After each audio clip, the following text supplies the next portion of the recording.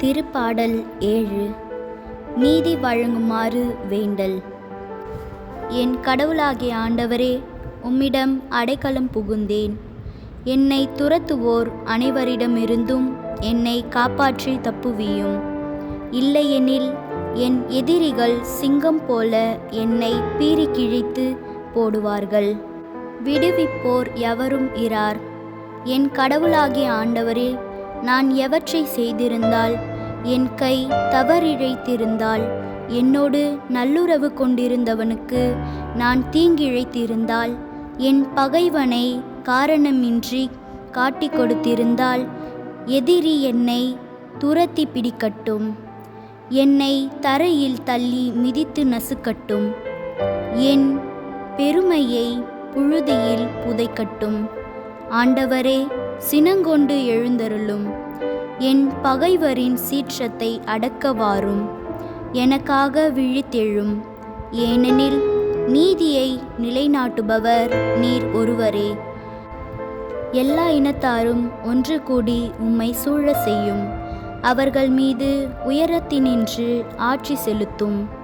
ஆண்டவரே, நீரே மக்களினத்தார் அனைவருக்கும் நீதி வழங்குபவர்.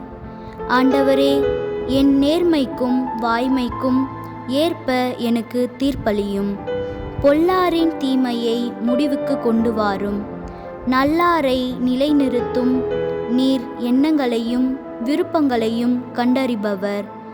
நீதி அருளும் கடவுள். கடவுளே, என் கேடயம் நேரிய உள்ளத்தோரை அவர் விடுவிப்பார். கடவுள் நடுநிலை தவறாத நீதிபதி. நாள்தோறும் அநீதியை பொறுத்து கொள்ளாத இறைவன். பொல்லார் மனமாற்றம் அடையாவிடில் அவர் தம் வாளை கூர்மையாக்குவார். வில்லை நாணேற்றி ஆயத்தம் செய்வார். கொள்ளை கருவிகளை ஆயத்தமாக்குவார். அம்புகளை அனல் பறக்கும்படி ஏய்வார்.